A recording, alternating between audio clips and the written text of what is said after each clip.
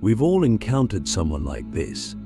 It feels like no matter how much you try to reason with them, they always find a way to twist the story to make it your fault.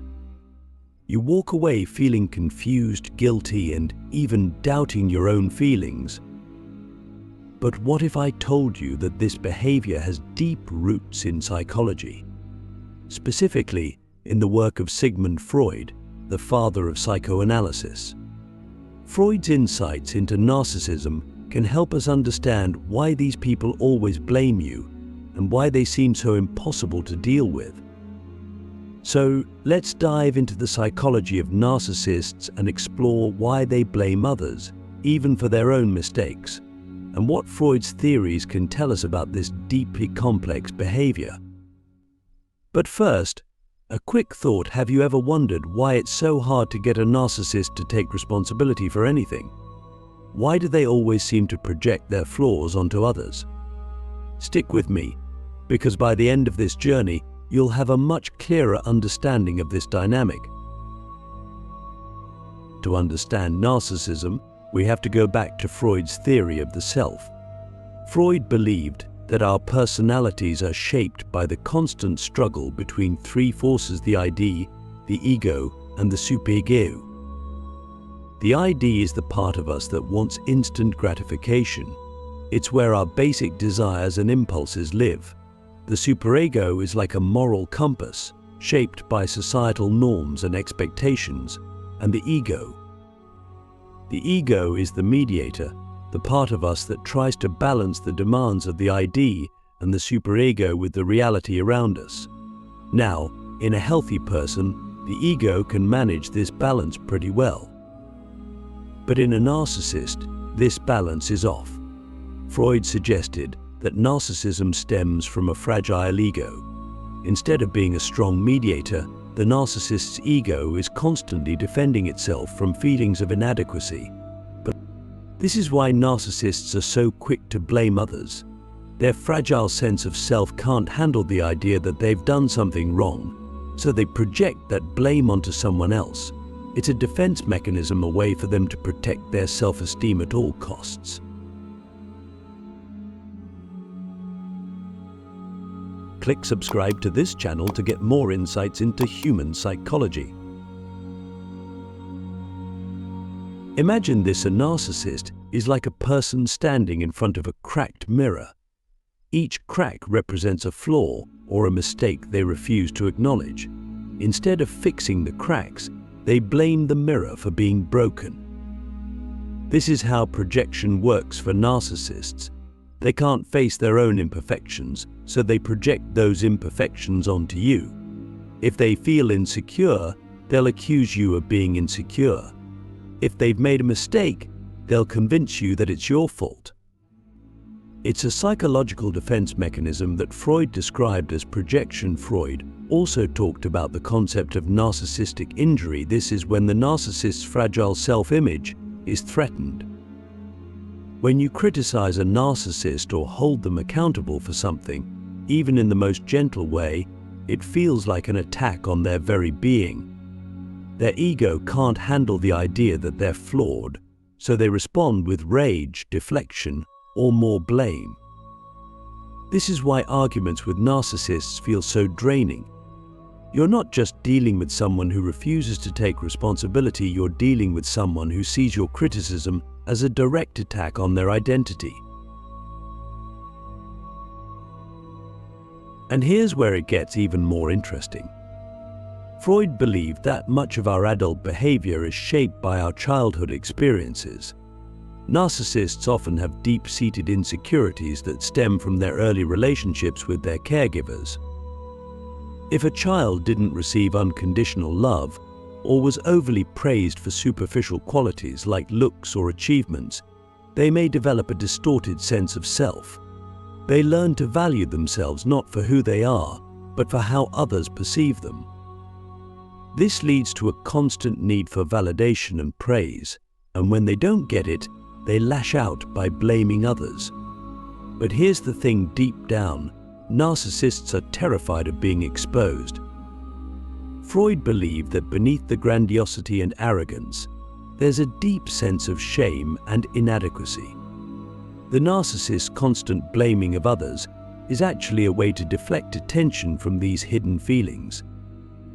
It's like they're constantly playing a game of emotional hot potato, throwing their insecurities onto others before anyone can see the truth about them.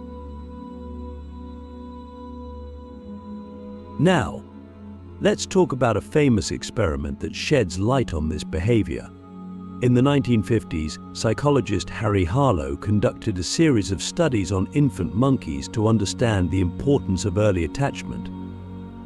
He found that monkeys who were deprived of nurturing care from their mothers developed severe social and emotional issues. They became anxious, aggressive, and unable to form healthy relationships. While Harlow's work wasn't directly about narcissism, it highlights the importance of early relationships in shaping our ability to connect with others. Narcissists, in many ways, are like those monkeys. If they didn't receive the emotional nurturing they needed as children, they grow up with a distorted sense of self. They struggle to form deep, meaningful connections with others because they never learned how to feel secure in their relationships.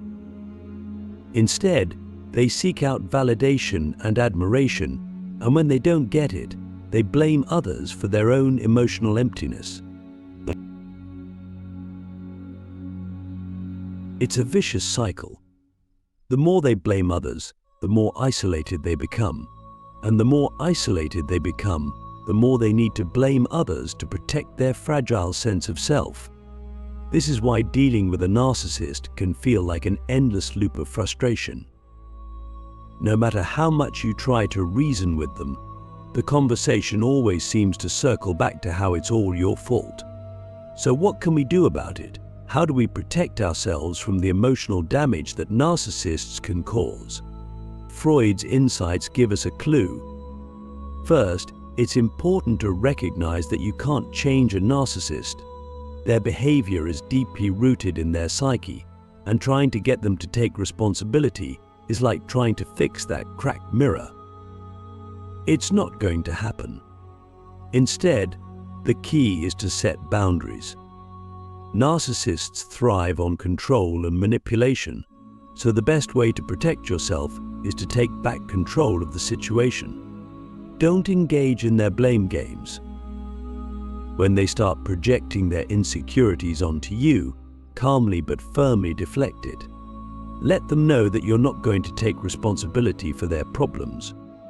This might not stop them from blaming you, but it will protect your own mental health. Another important strategy is to manage your expectations.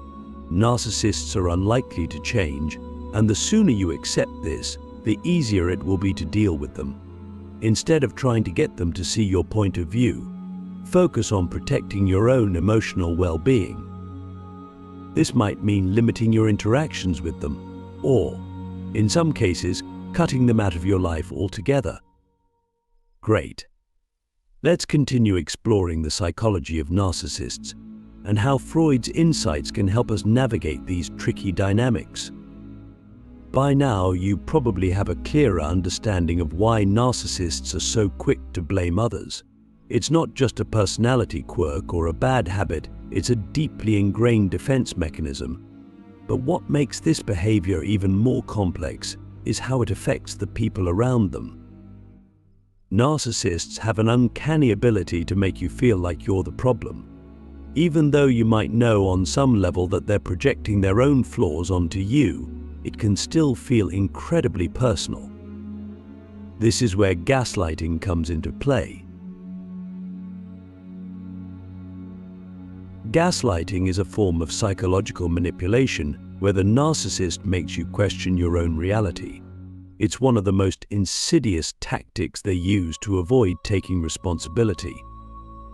Freud didn't use the term gaslighting, but his theories of defense mechanisms and projection help explain why it happens. When a narcissist gaslights you, they're essentially trying to rewrite the narrative in their favor. They'll deny facts, twist your words, and even accuse you of things you never did.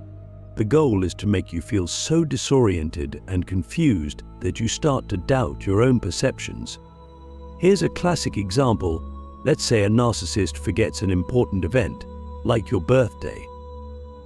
Instead of apologizing, they might say something like, "You never told me about it," or "I thought you didn't care about birthdays." Suddenly, the conversation shifts from their mistake to your supposed failure to communicate. You start questioning yourself. Did I mention my birthday? Was I being too vague? Before long, you're the one apologizing, even though they were the one who messed up. Freud's concept of repression helps us understand why narcissists engage in this kind of behavior. Repression is a defense mechanism where unpleasant thoughts, feelings, or memories are pushed out of conscious awareness. For narcissists, taking responsibility for a mistake feels so threatening to their fragile ego that they repress the very idea that they've done something wrong. It's not just that they won't admit fault, they genuinely can't face it. So, they twist reality to make themselves look blameless. And in the process, they make you question your own reality. This is why dealing with a narcissist can feel so draining. Most of us approach conflicts with the assumption that both parties will, at some point, be willing to take responsibility for their part in the problem. But with a narcissist, that's never going to happen. Their entire psychological framework is built around avoiding responsibility and protecting their ego. Freud's theory of the ego defense mechanisms like repression, projection, and denial gives us a roadmap for understanding why this is the case. But here's the kicker: narcissists don't just blame you for their mistakes. They also take credit for things they didn't do. Freud would argue that this is another form of projection. Deep down, narcissists feel inadequate, and they compensate for this by inflating their own achievements. If you succeed at something, a narcissist might try to take credit for your success, or at the very least, downplay your contribution. It's all part of their need to maintain a sense of superiority. Let's think about this in the context of Freud's theory of narcissistic injury. When someone else's success threatens the narcissist's sense of superiority, they experience a deep, painful wound to their ego. Rather than celebrating your achievements, they feel diminished by them. So, they respond by either minimizing your success or claiming it as their own. It's not just that they want to be the center of attention, they need to be. If they're not, their fragile sense of self starts to crumble. But here's where it gets even more complicated. Narcissists are often charming and charismatic, especially in the early stages of a relationship. Freud's concept of the ideal ego helps explain why this is the case.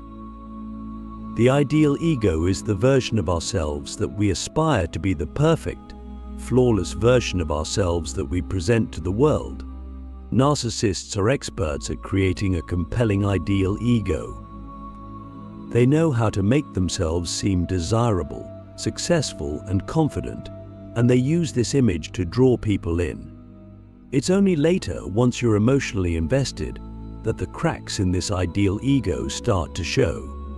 The charm fades, and the blame shifting, gaslighting, and projection begin. By that point, you're already hooked. You've seen the ideal version of the narcissist, and you want to believe that's who they really are. But Freud would argue that this ideal ego is just a facade. It's a mask that the narcissist wears to hide their deep insecurities. One of the most challenging aspects of dealing with a narcissist is the cognitive dissonance it creates. You're constantly torn between the charming, idealized version of the narcissist and the manipulative, blame-shifting person you see in conflict. Cognitive dissonance is the psychological discomfort we feel when we hold two conflicting beliefs. In this case, the dissonance comes from trying to reconcile the narcissist's charming persona with their toxic behavior. Freud didn't specifically talk about cognitive dissonance, but his theories about the unconscious mind help explain why it's so hard to resolve. Narcissists are masters at creating confusion because they live in a state of constant internal conflict themselves. Their unconscious mind is filled with repressed feelings of shame and inadequacy, but their conscious mind is focused on projecting an image of superiority. This internal conflict gets externalized in their relationships, causing those around them to feel just as confused and conflicted as they do. So, how do you protect yourself from this psychological confusion? One of the most important things you can do is trust your own perceptions. Narcissists will try to make you doubt your own reality, but deep down, you know the truth.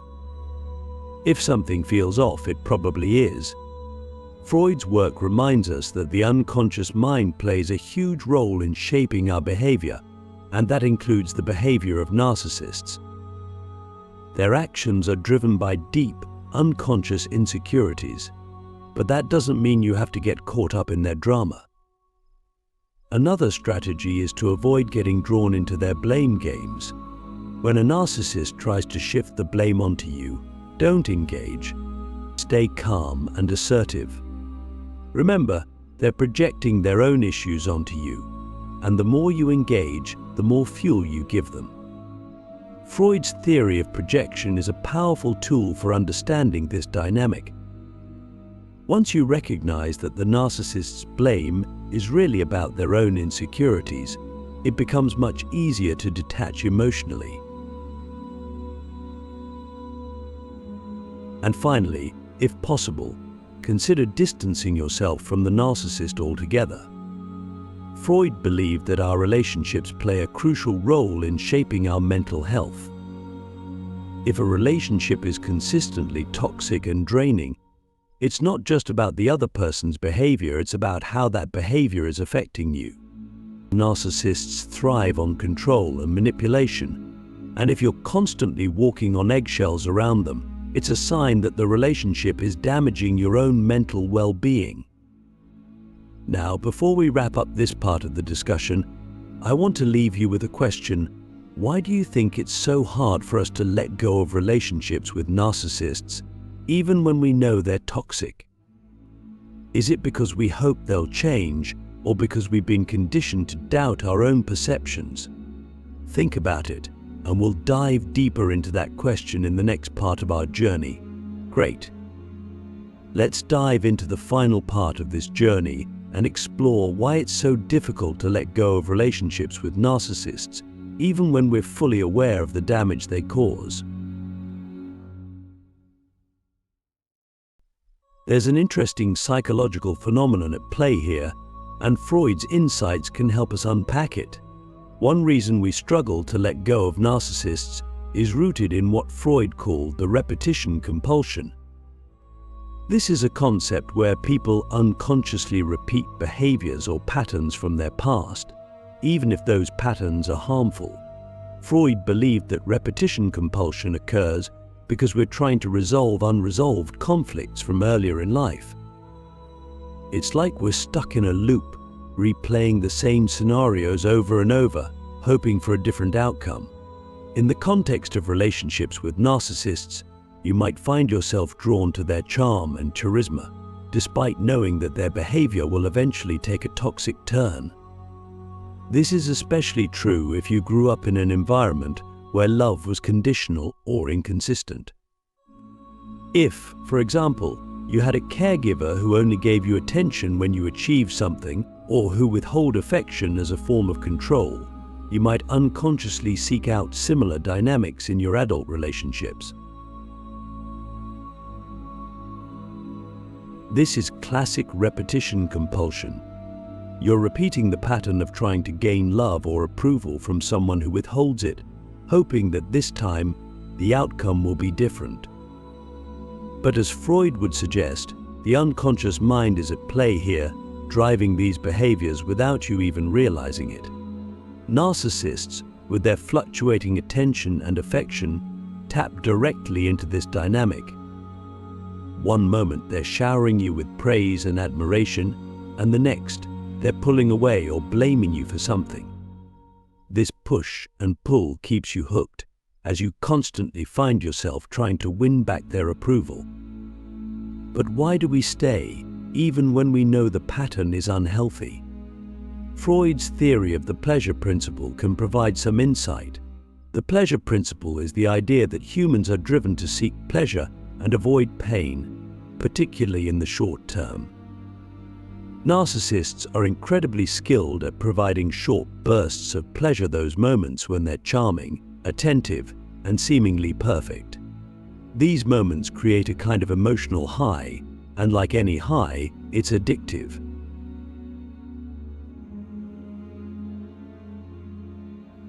You might find yourself clinging to the hope that the narcissist will return to that charming version of themselves, even though you know, deep down, that it's just a temporary phase. Freud would argue that this is the pleasure principle in action. You're driven by the desire to recapture those fleeting moments of happiness, even if it means enduring long periods of emotional pain in between. But there's another layer to this: Freud's concept of transference. Transference occurs when we project feelings from our past onto someone in the present. In relationships with narcissists, you might find that you're not just reacting to the narcissist's behavior, but also to unresolved emotions from your past, often from your early childhood relationships. If, for example, you had a parent who was critical, distant, or emotionally unavailable, you might project those unresolved feelings onto the narcissist. You're not just trying to fix the current relationship, you're trying to heal the wounds from your past. This is why leaving a narcissist can feel so incredibly difficult. It's not just about walking away from a toxic person, it's about breaking free from deep, unconscious patterns that have been shaping your behavior for years, possibly even your entire life. Freud believed that these unresolved conflicts from our past exert a powerful influence over our present relationships, often without us even realizing it. Now, let's talk about how you can begin to break free from these patterns. Freud's theories, while often focused on the unconscious mind, also offer practical insights for how we can start to gain more conscious control over our behaviors. One of the first steps is awareness. Simply recognizing that you're caught in a cycle of repetition, compulsion, or transference can be incredibly freeing. Once you're aware of the pattern, you can start to make different choices. For example, if you find yourself constantly seeking validation from a narcissist, take a step back and ask yourself, am I trying to get something from this person that I didn't get in my past? This kind of self-reflection can help you break the unconscious link between your current relationship and unresolved issues from your past. Freud believed that bringing unconscious conflicts into conscious awareness was key to resolving them. And this is a perfect example of how that process works. Another important step is to set boundaries. Narcissists are experts at pushing boundaries, and if you don't have clear limits in place, they will take advantage of that. Setting boundaries is not just about protecting yourself from the narcissist's behavior, it's also about reclaiming your own sense of self. Freud's work emphasized the importance of the ego in mediating between the demands of the outside world and our internal needs. By setting boundaries, you're strengthening your ego and taking back control of your emotional well-being. But setting boundaries with a narcissist is easier said than done. Narcissists don't like boundaries because it limits their ability to control and manipulate. When you set a boundary, they might react with anger, guilt-tripping, or even a charm offensive to try to get you to back down. Freud's work on narcissistic injury explains why this happens.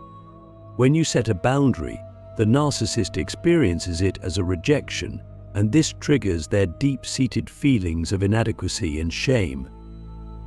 In response, they lash out or try to manipulate you into removing the boundary.